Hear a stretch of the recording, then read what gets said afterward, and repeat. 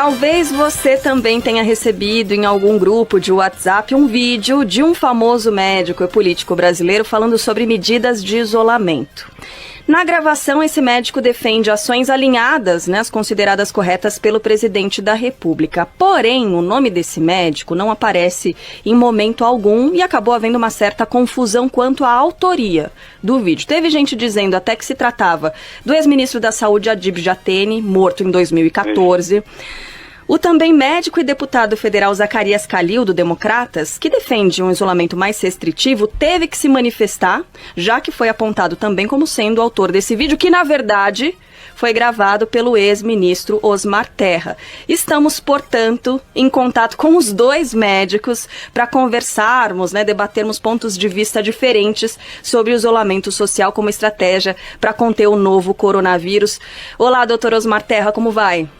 Tudo bem, obrigado pelo convite aí. Para mim é um prazer grande poder participar do programa e também debater com uma pessoa que eu respeito muito, que é o Dr. Zacarias Calil. Dr. Zacarias Calil, muito obrigada por nos atender. Eu que agradeço. Fico até orgulhoso aqui de estar na presença aí do Dr. Osmar Terra, que é um grande parlamentar. Vou pedir primeiro para o ex-ministro, Dr. Osmar Terra, nos dizer de forma resumida o que defende nesse vídeo, doutor. É importante as pessoas entenderem como é que funciona uma epidemia, Até para ter dimensão eu acho que sempre é uma coisa séria, uma epidemia, mas não vai acabar o mundo por causa dessa aí. Inclusive ela vai causar menos dano, na minha opinião, que o somatório das gripes sazonais fazem no inverno brasileiro, Então o que é um vírus novo? O vírus novo é um vírus que ninguém tem resistência para ele, ninguém tem anticorpos.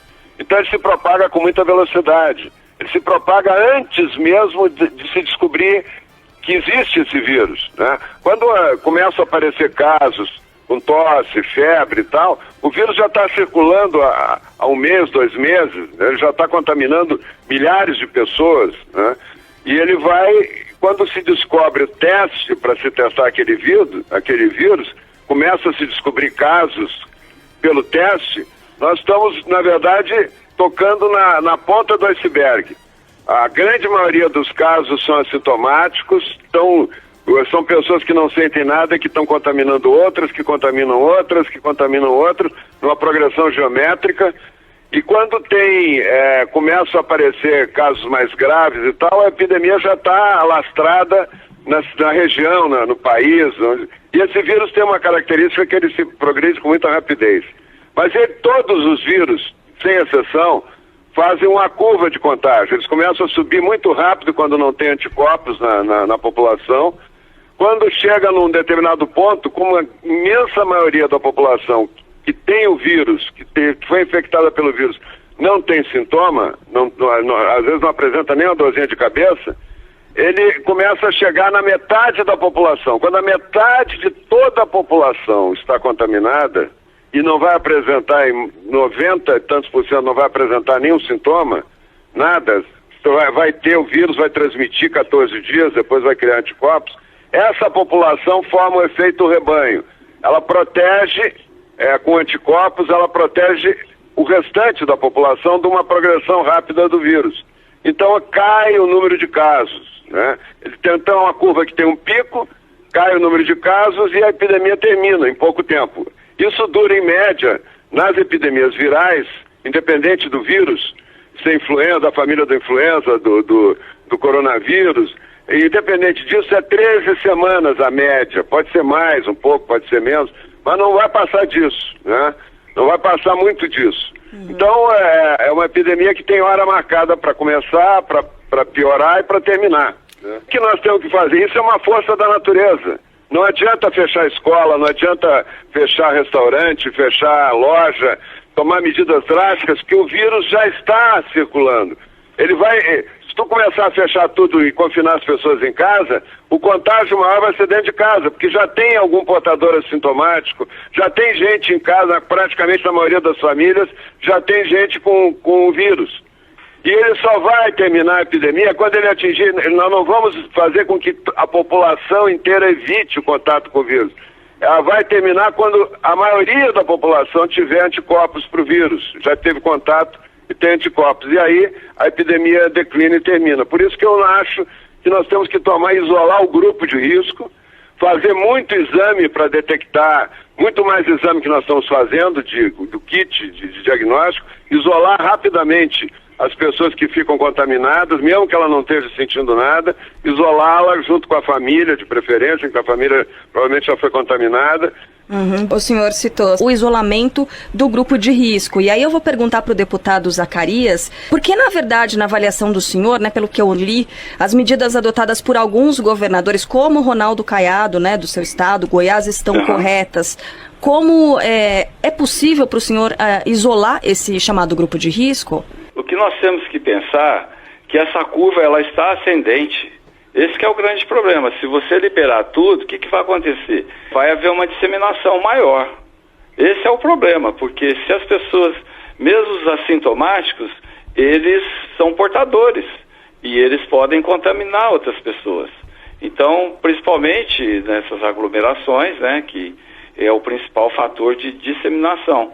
Então, essas ações básicas que nós temos que tomar e isolamento são essenciais.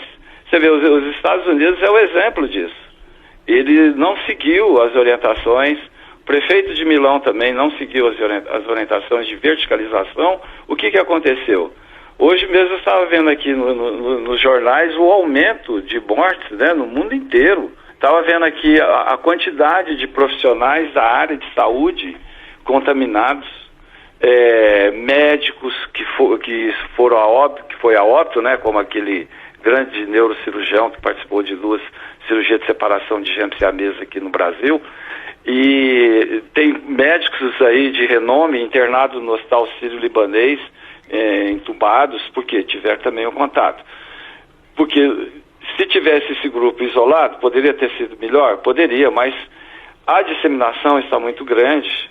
E nós, assim, o brasileiro não tem essa cultura de você acreditar naquilo que está determinado pelo Ministério da Saúde, pela Organização Mundial da Saúde. Porque foi dito que trata-se de uma gripezinha, mas só que o comportamento desse vírus, ele é diferente de todos os outros. Eu vejo aí muita gente comparar aí com H1N1, é totalmente descabido, porque é um fake news, né? Na realidade, você vê, quando teve a pandemia aí do H1N1, em 16 meses, parece que não houve tantas mortes como o do coronavírus a partir do mês de dezembro. Você vê, a taxa de letalidade do coronavírus, ela não é totalmente conhecida, mas ela varia de 2% a 3%, enquanto o H1N1, durante a pandemia, que na época lá foi de 0,02%, e durante todo o ano de 2019, o Brasil registrou 1.109 óbitos por influenza, sendo 787 casos por H1N1, de acordo com os dados que eu peguei do Ministério da Saúde. Então, só nesse período agora, recente, quantos casos nós temos? Nós temos 202 mortes no Brasil. Deputado Osmar Terra, o senhor citou então particularidades do norte da Itália, mas a gente observa nos Estados Unidos, né, esse número crescendo muito, como o deputado Zacarias citou, mais de 4 mil mortes. Na Espanha também a gente tem um aumento muito significativo diário no número de mortes. E eu pergunto para o senhor não acredita que o Brasil possa chegar nessa realidade do norte da Itália de ter quase 1.000 mortes por dia? Não vai acontecer isso no Brasil. Qual é a particularidade de todos esses países que tu está falando? Todos estão, primeiro, no inverno, estão saindo agora do inverno. O inverno sempre lota UTIs no Brasil e em qualquer lugar do mundo, né? Lota UTIs com infecção respiratória, as pessoas ficam com menos imunidade por causa do frio e ficam mais agrupadas, fechadas em casa, né? O que no Brasil a temperatura é maior, no sul da Itália a temperatura é maior. Agora, eu queria citar algumas coisas que o Dr. Calil falou. Primeiro, por que o Trump fechou? O Trump está com tudo fechado. No começo ele ficou em dúvida, depois ele fechou tudo. A Inglaterra, até a semana passada, estava mais solto, resolveu fechar tudo. O norte da Itália também, a França, a Alemanha. Os países asiáticos não. A China, a epidemia já terminou na China. A China cresceu, teve 80 mil casos, 90 mil casos, 3 mil óbitos e terminou. Terminou. Pode ter alguns casos esporádicos, né? Como nós temos do H1N1 também, né? O que eu comparo do H1N1 não é... O H1N1 dá uma lesão no pulmão muito mais grave do que o coronavírus. Mas o que eu quero discutir é o padrão viral de contágio. Esse padrão da gripe espanhola, da gripe asiática, que foram pandemias, né? E devastadoras, inclusive. Da pandemia da gripe Hong Kong, da H1N1 e do coronavírus são semelhantes. A curva da China, a curva de Wuhan é 13 semanas, entre subida, ápice e descida e fim da epidemia. E onde surge uma epidemia nova de vírus, ela sofre independente de medidas que se tomem. Porque o vírus já está circulando, ele já está dentro das casas. Se tu confinar o menino portador assintomático, o papai, a mamãe, o vovô, dias seguidos sem poder sair de casa, ele vai contaminar todo mundo. E aí o contágio é muito... Na China, 80% dos casos, isso o Ministério da Saúde da China escreveu, 80% dos casos do contágio foi dentro de casa, não foi fora de casa. O efeito rebanho é irreversível, ele vai acontecer, e assim que terminou o H1N1, assim que termina as gripes de inverno, quando a maior parte da população já tem anticorpos para o vírus. Nós não fechamos uma loja no H1N1, não fechamos um barzinho, não fechamos nada, e a vida continuou, e o ciclo da epidemia se completou. O doutor Osmar Terra, ele trouxe esse dado da chegada do inverno, né, do inverno no hemisfério norte e da explosão do número de casos no inverno por lá, né, no norte do planeta. Estamos há 2 meses do inverno. Como segurar as pessoas, né, já que o senhor defende o isolamento mais restritivo? Como fazer com que as pessoas respeitem e evitar uma nova explosão um pouco mais para frente, né? O doutor Osmar Terra está falando mesmo dessa curva que ela pode cair em determinado momento com esse isolamento, mas ela pode vir a explodir um pouco mais para frente com a chegada do inverno. Os países que tomaram as medidas restritivas, eles tiveram um menor índice de contaminação. Vamos passar para a América aqui agora. O que o doutor Osmar Terra falou, eu entendo perfeitamente. Só que existe uma curva de reagudização, porque essas medidas foram quebradas. Você vê, nos Estados Unidos, o número de mortes é de 3.400 mil pessoas.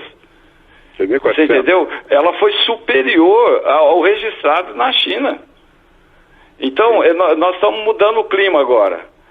Então, o que está acontecendo? Se você não respeitar, igual, por exemplo, um país da América Central, El Salvador, e quando ele previu que isso aí poderia prejudicar o país, que é um país pequeno, talvez do tamanho de um estado nosso brasileiro, ele falou, vamos fechar tudo aqui. E eles fecharam durante 30 dias. O que aconteceu? Mês de janeiro, eles não tiveram nenhum caso. Fevereiro agora, março, tiveram 5 casos. Porque é importante o isolamento. Porque você tem que evitar essa curva que o doutor Osmar falou aí, de repente sobe de uma vez, porque há uma reagudização, ele sabe disso, ele é médico, da virulência, né, do poder de virulência do vírus. Então isso que é importante, porque se você, por exemplo, Goiás, nós estamos aqui, talvez eu acho que eu vi ontem numa matéria que é o 2º estado no Brasil mais disciplinado. E nós estamos mantendo o nível 1 aqui, a zona 1. Quer dizer, então se você liberar a verticalização, essas pessoas vão sofrer muito com isso daqui a 15, 20 dias, que vai ser o pico máximo, como mostram as estatísticas do Ministério da Saúde e da própria Organização Mundial. Né? Então, nós temos que tomar muito cuidado, porque, olha só no mundo hoje tem mais de 40 mil mortes.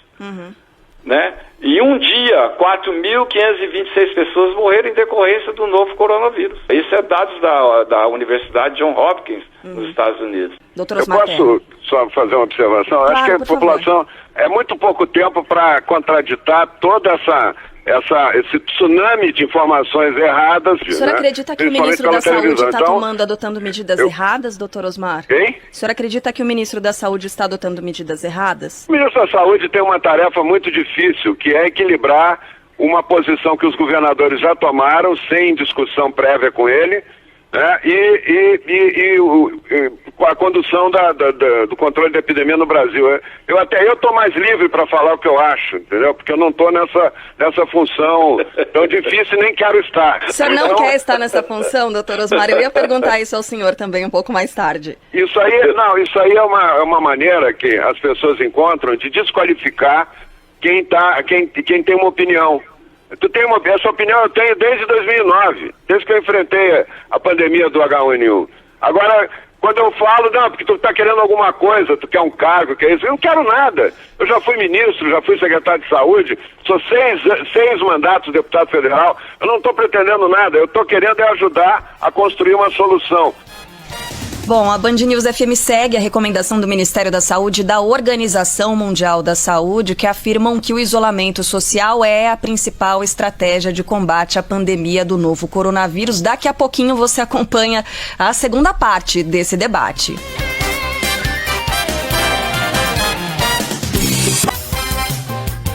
Muito bem, você ouvinte está ansioso, eu também estou.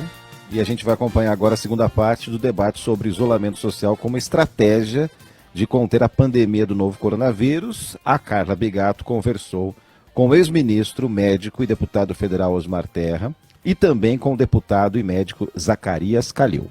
Para a gente encerrar, eu queria perguntar para os dois, na verdade, com relação ao nosso sistema de saúde. Como lidar com isso se a liberação das pessoas desse isolamento não pode saturar o nosso sistema de saúde, que já não anda tão em boas condições assim? Toda essa ideia de que essa epidemia é grave, tem que confinar e tal, ela não surgiu no Brasil, ela surgiu na Inglaterra, no Imperial College, com a equipe do professor Neil Ferguson, que é um matemático, é um médico matemático que não sai do seu gabinete e fez uma curva exponencial a partir do início da epidemia na China, dizendo que ia ser muito parecido com a gripe espanhola, que matou 50 milhões de pessoas. E ele fez uma previsão apocalíptica, que assustou os governantes, assustou o Trump, assustou a Angela Merkel, e ficou todo mundo preocupado, porque isso é um jogo, se tu falar do ponto de vista de responsabilidade política sobre a condução de um processo desse, quanto mais medidas radicais tu tomar, melhor, não tem risco político. Né? Ele disse para o Trump que ia morrer 2 milhões e 200 mil americanos do coronavírus. Disse para o primeiro-ministro da Inglaterra que ia morrer 500 mil pessoas no surto na Inglaterra. Disse para a ministra da Alemanha que ia morrer 1 milhão na Alemanha. Então e agora um seguidor dele aqui no Brasil está dizendo que vai morrer 1 milhão de pessoas no Brasil. Tem alguns estudos, todos sem uma base científica adequada, né? Inclusive agora tem toda a Universidade de Nova York publicou um estudo crítico mostrando que o Ferguson não tem razão. Mas agora já está feito o estrago, entendeu? O pânico já tomou conta das pessoas, né? Então, eu vou dar um dado para rebater. E aí eu não entro no mérito, eu acho o governador Caiado um excepcional gestor público, né? Como boa parte dos governadores são, não estou criticando aqui, eles estão se baseando em algumas informações e estão tomando medidas radicais que diminuem o risco de responsabilidade política. Porque se não acontecer, ele vai dizer, não aconteceu porque nós tomamos todas essas medidas. E se aconteceu o apocalipse, eu fiz tudo que podia e mesmo assim aconteceu. Então, o risco tenho eu que estou dizendo que não vai acontecer. Esse é o risco político. É risco de opinião, de respeito pelo conhecimento, né? Muito mais. O que o presidente fez, e o presidente está correto, na minha opinião, né, de dizer que o importante é o isolamento vertical, que não adianta mais segurar, que não tem como fazer quarentena desse jeito no Brasil também, né? Tu imagina o Complexo do Alemão fazendo quarentena, as pessoas com distanciamento e tal, isso não existe. Isso não existe, não vai ser possível no Brasil. Alguns lugares, talvez, mais organizados, como Goiás, aconteça, em alguns lugares, mas no Brasil como um todo não vai acontecer. Então eu posso dizer o seguinte, vejam a temperatura dos países que ele citou. Ele citou El Salvador, eu coloco um aí que não está fazendo nem quarentena e que tem 29 casos, a Etiópia. Pega os países da África, pega os países da América Central, mas aí a pega gente os entra na países questão da onde a temperatura está mais também, elevada. né? A gente entra na Até questão da subnotificação. na Ásia, os países que a temperatura está mais elevada, não tem praticamente caso. Não é porque isolou, aqui não tem. Essa curva da epidemia vai se cumprir, independente de fechar ou não fechar. No final de maio, início de junho, terminou a epidemia no Brasil. E entre o dia 20 e 25 de abril, vai começar a cair o número de casos. Vai subir agora, não se assustem, porque vai subir bastante. A natureza e a progressão dos vírus, eles têm padrões que dá para prever, inclusive com Big Data, quando é que vai ser, quando é o ápice, quando é que termina. E não, isso é independente dessas medidas que nesse momento não tem efeito, porque o vírus já está circulando. Se ele não estiver circulando, sabe o que o Ferguson disse? Ele prega a supressão total, esse que orientou o Trump, ele prega para evitar os 2 milhões de mortes nos Estados Unidos. Ele acha que as pessoas têm que ficar fechadas em casa para não pegar o vírus, fechadas em casa 18 meses até descobrir a vacina. Doutor Anthony Fauci fala entre 100 mil e 200 mil mortos nos Estados Unidos, né? Um dos infectologistas mais respeitados do mundo e faz parte da equipe do presidente Donald Trump nesse momento. Exato. Ele segue a linha do Ferguson. Ele é ligado ao Ferguson. Então, é exatamente isso. Esse debate é muito importante, respeito muito a opinião do Dr. Osmar Terra, mas ele falou exatamente isso, né? Daqui 3, 4 semanas, se a gente continuar no isolamento, isso aí vai diminuir mesmo. É a própria condição da violência. O número vai ser o mesmo, independente do isolamento ou não. Agora, mas e o sistema de saúde? Você me falou aquela pergunta no início, eu achei muito importante, em relação ao SUS. Eu gostaria de dizer o seguinte, eu faço parte da comissão externa do coronavírus, e desde o início, desde o mês de quando iniciamos as atividades na Câmara em fevereiro, o ministro, o Mandetta, ele esteve praticamente todos os dias na Câmara, todos os dias alertando, mesmo no plenário, pedindo apoio em relação ao que poderia acontecer com o Brasil. E ele sempre disse em todas as entrevistas, fiquem em casa, cuidem dos idosos. E você vê isso aí, ele fala diariamente. Então, assim, é uma medida realmente muito importante. E as ações básicas associadas a isso. Agora, uma coisa que me chamou muita atenção na Câmara, eu sou meu primeiro mandato, eu sou calouro aí do Dr. Osmar Terra, então eu digo o seguinte, né, às vezes a opinião da gente não é muitas vezes fortalecida. Mas essas são as medidas que nós temos tomado. E interessante que no plenário ali da comissão, todos se uniram em função do coronavírus. Todos. A oposição. Tem lá o ministro Padilha, que ele e o Mandetta, eles eram ferrenhos adversários na gestão passada e hoje se uniram para o bem comum, que é a sociedade, é a população brasileira. O SUS, eu digo o seguinte, ele vai sair fortalecido, porque o governo está implementando o SUS, está fortalecendo o SUS, a rede do SUS. Mas ontem, do debate da Câmara, o que eu mais ouvi foi que o presidente ainda não sancionou as leis, porque vários hospitais, eu estou vendo aqui, inclusive hospitais particulares, eles estão com falta de material, eles não têm insumos. A quantidade de profissionais da área da saúde que estão trabalhando, que estão adoecendo, hoje mesmo saiu aqui no jornal, é muito grande. Entendeu? Olha só no Sírio-Libanês, 104 funcionários, servidores foram afastados. No Einstein, 348. Só em São Paulo, nesses hospitais particulares, 452.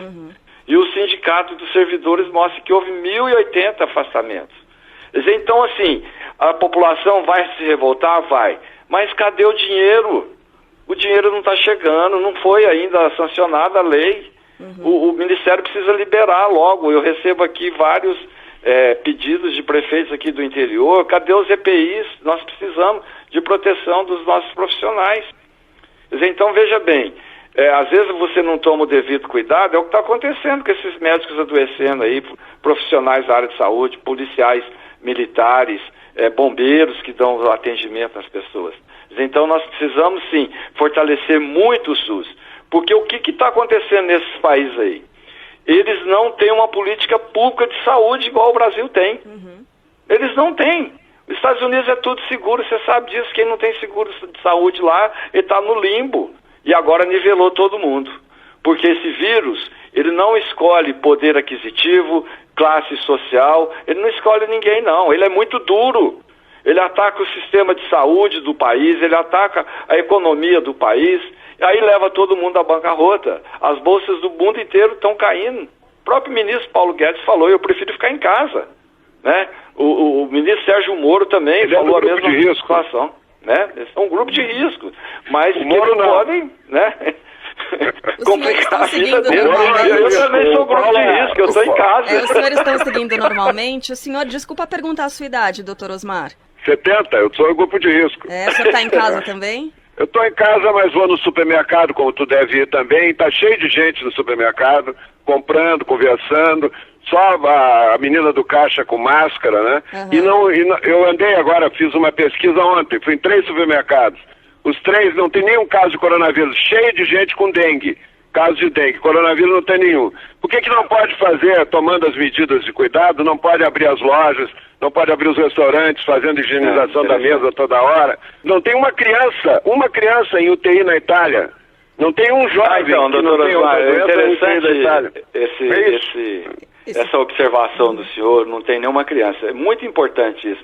Ontem eu conversei com a presidente da Fiocruz e falei com ela o seguinte: doutora Ézia, existe pesquisa em relação por que a criança e o adolescente até determinada idade, ele está imune ao coronavírus? Já foi testada, por exemplo, essa vacinação, ela não pode ter feito a imunidade desses pacientes, dessas pessoas, porque eu falei, é como se você fazer um teste de cultura, numa placa que a gente coloca os antibióticos para ver se a pessoa é resistente ou não. Poderia utilizar, talvez, o genoma do vírus e aplicar determinadas vacinas que você toma durante a vida inteira e ver se aquilo ali causou a imunidade do vírus. Então isso é importante saber por que as crianças e os adolescentes não são... Eles são assintomáticos, né, doutor Osmar? Eles são assintomáticos. Uma curiosidade, só pegando o que o doutor Zacarias está falando, na epidemia do H1N1 morreram muitas mulheres grávidas, eram as principais vítimas. Então, obesos, jovens, crianças. Não morreu um idoso de H1N1. Não tinha, eu cansei de ir em UTI e não ter nenhum idoso internado. Por que os idosos foram poupados pelo vírus se eles são o grupo mais frágil, que fica doente mais fácil? Exato. Por um motivo, porque todos que nasceram antes de 1957 passaram pela gripe asiática.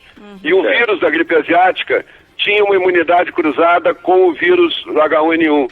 Quem nasceu antes de 57 não pegou H1N1. Então o doutor Zacarias tem razão, pode ser que tenha alguma coisa aqui, mas o fato é que abaixo de 50 anos são pouquíssimos casos graves. Então, se as pessoas tomarem cuidado e fizerem teste seguido no lugar de trabalho, elas podem trabalhar. Não tem que parar o Brasil, não tem que afundar o Brasil na recessão agora. Deixa eu agradecer demais aqui o doutor Osmar Terra, deputado, médico, defendendo então esse isolamento um pouco mais aberto, e também o doutor Zacarias Calil, também deputado, também médico, que fala sobre o isolamento um pouco mais restritivo. Foi uma ótima conversa, um ótimo debate, é assim que tem que ser, a gente se fortalece dessa forma, com muita informação. Muito obrigada aos dois, um abraço, bom trabalho para vocês. Obrigado, um abraço, grande abraço, Zacarias. Doutor Osmar, eu também sou do grupo de risco e a gente tem que se cuidar, viu? Só não fica no supermercado, não. Não deixa caminhar e não deixa ir no supermercado. Saúde pra gente, então um abraço pros dois. Abraço a todos. Tchau, tchau.